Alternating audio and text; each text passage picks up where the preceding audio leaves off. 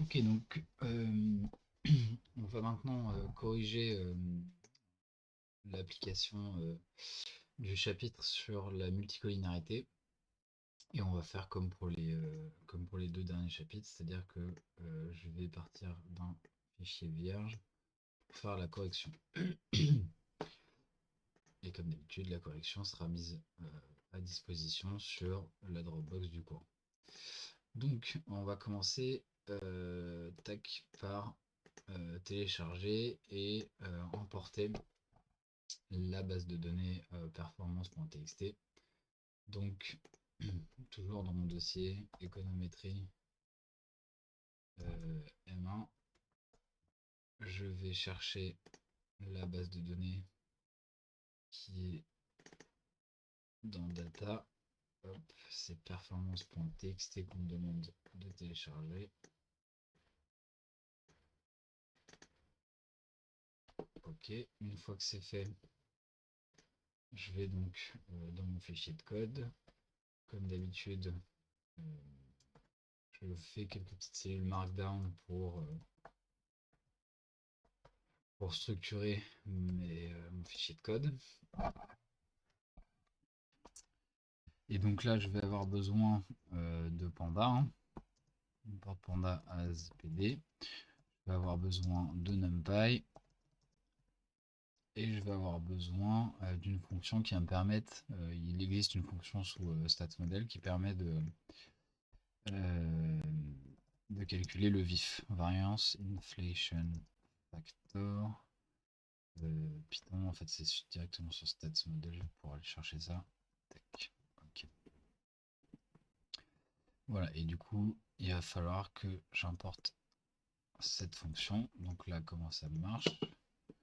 Je fais import, pardon, from, hop, from, donc la partie de StatsModel qui contient la fonction. J'importe la fonction variance inflation factor et je vais lui donner le nom vif pour pas avoir à marquer à chaque fois variance inflation factor. Ok, donc ça c'est bon, ça marche.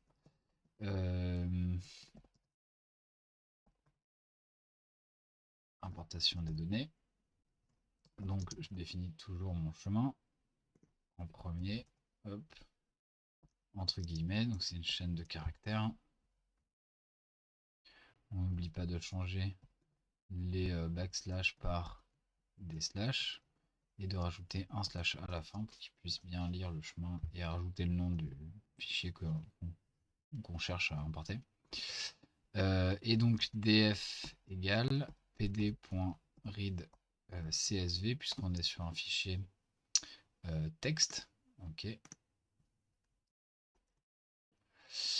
Le chemin plus entre guillemets le nom du fichier. Et là donc c'est comme la dernière fois, hein, c'est-à-dire que il faut que je vérifie la bonne importation du fichier. On se rend compte que là j'ai oublié de spécifier le séparateur, donc je l'ajoute ici. Sep égale entre guillemets sep, backslash t. Et donc là normalement c'est bon. Ok. Bon, donc maintenant on va pouvoir commencer notre analyse de la multicollinarité dans ce modèle, enfin dans cette base de données. Qui lie la performance aux variables explicatives en calculant donc d'abord la corrélation linéaire entre les variables explicatives. Donc on va construire la matrice X. X, c'est la matrice dans laquelle j'ai toutes les colonnes à partir de 0, 1, 2, à partir de la troisième colonne, donc de 2 à la fin. Ok, on vérifie. X, donc .aide, hein, si on ne veut pas avoir tout le data frame. J'ai bien subvention, étranger, nouveau, titulaire et NBR. Ok, donc j'ai importé mes données. Maintenant, je vais regarder la corrélation entre mes variables explicatives. Donc, hop. Vous savez ce que je vous ai dit dans la vidéo du cours. En général, on commence par regarder la corrélation. C'est ça qui devrait nous indiquer si oui ou non il y a un risque de multicollinarité dans la matrice. Corrélation variable explicative. On aime bien faire ça en général. Regardez les corrélations entre les variables explicatives du modèle. Et donc, je ne sais pas si vous vous souvenez, normalement on peut faire ça assez simplement en faisant x.core. Il nous sort la matrice des corrélations pour toutes les variables. Donc on aurait pu faire la même chose en limitant le data frame en partant de df. Là, c'est quand même plus simple de définir x et de le réutiliser directement comme ça. Et donc là, qu'est-ce qu'on constate? On constate que ça va. Il n'y a pas l'air d'avoir trop de relations linéaires entre les variables, si ce n'est entre la subvention et la maîtrise de la langue étrangère. Je crois que c'est ça cette variable. Okay. Donc là, il y a peut-être une relation linéaire relativement forte entre ces deux variables-là qui pourrait éventuellement causer de la multicollinarité. Pour les autres variables, ça va à peu près, quoi. Bon, on a éventuellement ici un coefficient de corrélation qui atteint en valeur absolue 0,5, 0,53, 0,53. Donc bon, ça pourrait poser des problèmes. A priori, s'il y a un problème de multicollinarité, ça ne viendra pas de ces variables-là, ça viendra plutôt de celle-ci. Enfin, en tout cas, de la relation entre ces deux-là. Ok. Du coup, bah, on va aller vérifier ça en regardant d'un peu plus près. Alors là, du coup, il y a une question à enlever. En regardant d'un peu plus près les indices de conditionnement. Les indices de conditionnement. Tac. Et le vif avant, d'abord.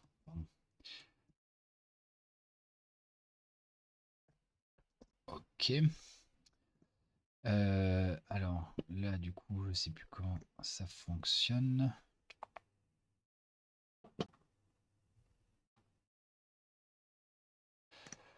On va déjà commencer par vif is not defined. Ah bon? Ah bah oui, je suis dans le cours. Si je fais ça, est-ce que... Ok, alors... Bon, j'ai oublié. Du coup, je vais regarder dans la correction.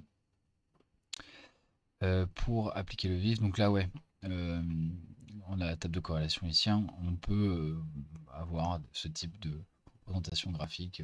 Quand on a beaucoup de variables, en fait, on va privilégier des heatmaps.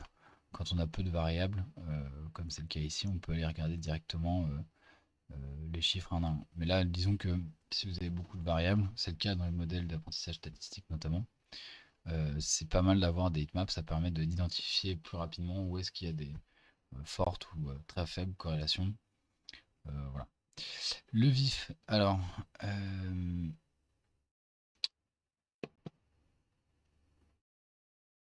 Ah ouais, bon, bah, de toute façon, comme vous l'aurez remarqué jusqu'à maintenant, on avait commenté de manière assez profonde les corrections des applications.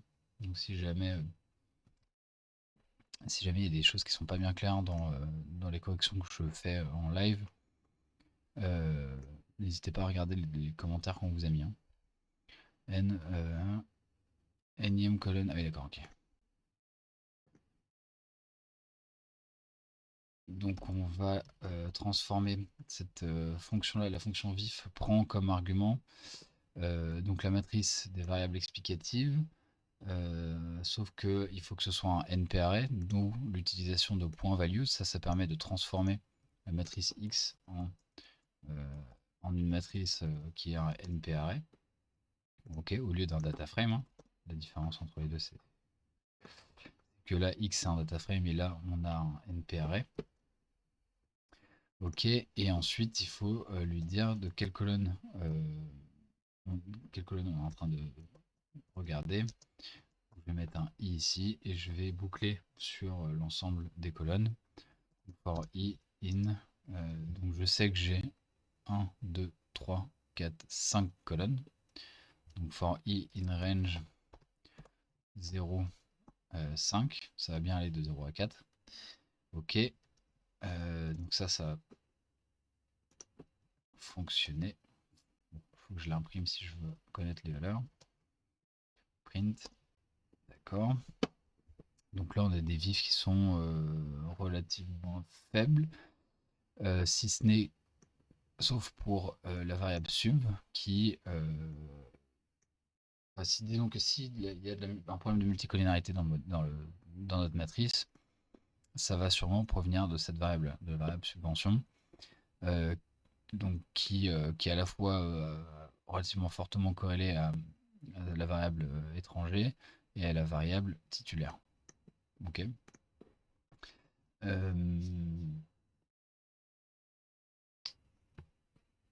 Voilà. Bon, si on voulait écrire ce code-là de manière un peu plus rigoureuse, en fait, il faudrait on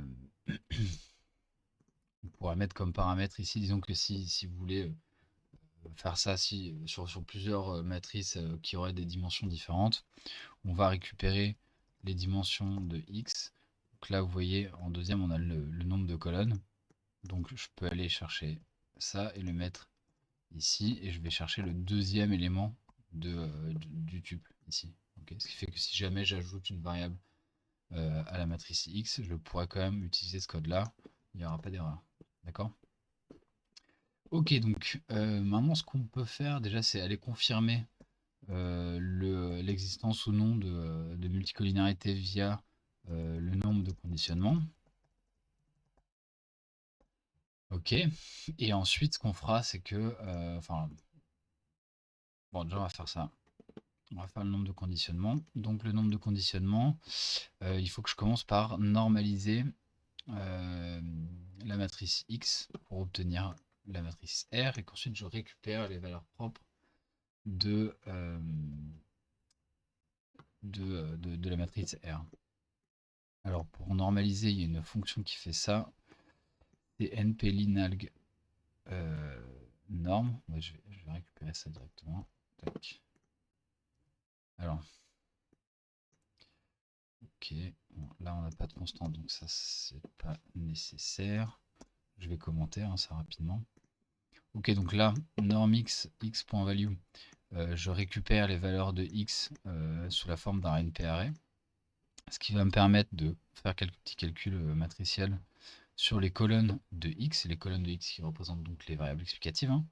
Et donc là, pour chaque colonne, en fait, ce que je fais, donc enumerate, c'est une fonction qui permet d'aller itérer dans x, d'aller du coup prendre chacune des colonnes et en même temps l'indice de chacune des colonnes. Et du coup, ce que je fais ici, c'est que du coup, je normalise l'ensemble de mes colonnes, l'ensemble de mes variables explicatives, et je stocke la variable explicative normalisée dans chacune des colonnes de norme x. Okay, donc je remplace les valeurs qui sont contenues par norme x par les valeurs normalisées des variables explicatives. Et enfin, je peux faire x' pour pouvoir obtenir r. Ok. Donc ça, norme xtx, c'est r. Donc maintenant, je vais pouvoir récupérer les valeurs propres de cette matrix, ce qui va me permettre ensuite de calculer les indices de conditionnement et notamment le nombre de conditionnements. Et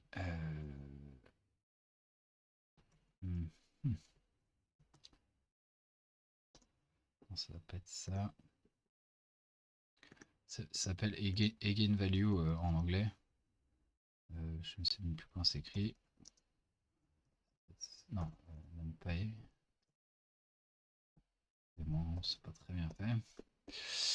Eigenvalue, linalg, egg, ok. Donc, pour egg, ok, donc ça n'a pas marché.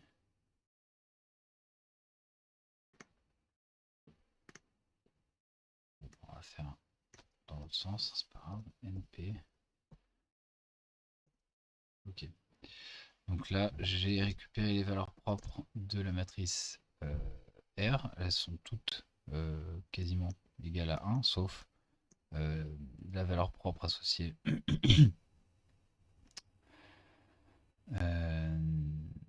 je pense que c'est ça, associée à la première variable explicative, donc sub, donc a priori, il y a un problème de multicollinéarité qui va être lié à cette variable-là.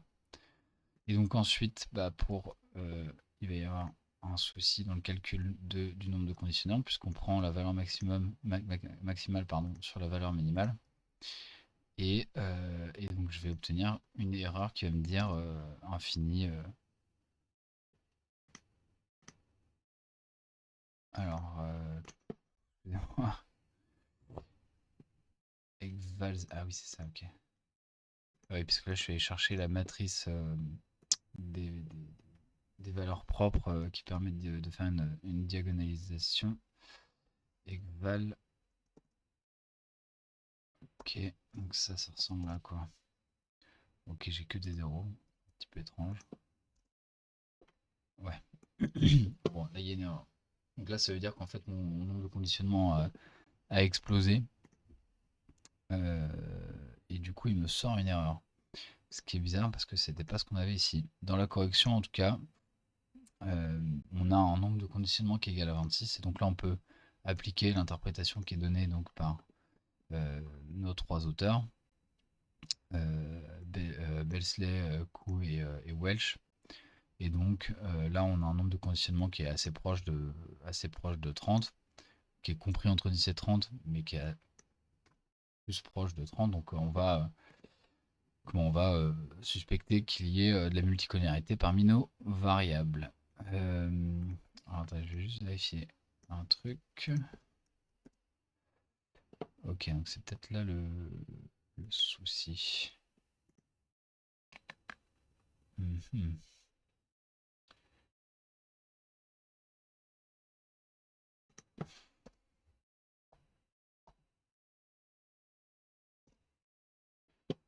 Non, bon,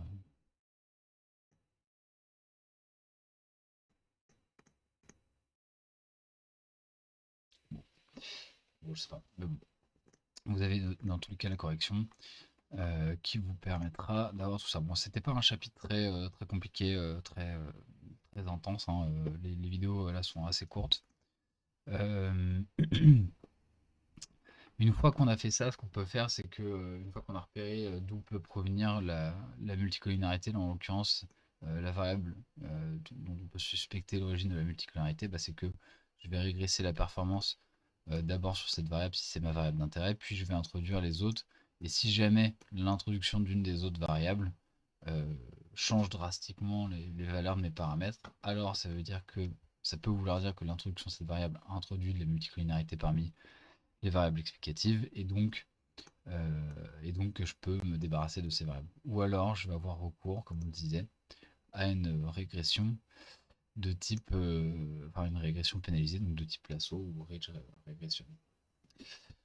Voilà un peu comment on va faire, mais ça c'est des choses, on rentrera peut-être un peu plus dans le vif du sujet au deuxième semestre, puisque c'est des choses dont vous aurez besoin pour mener vos analyses économétriques.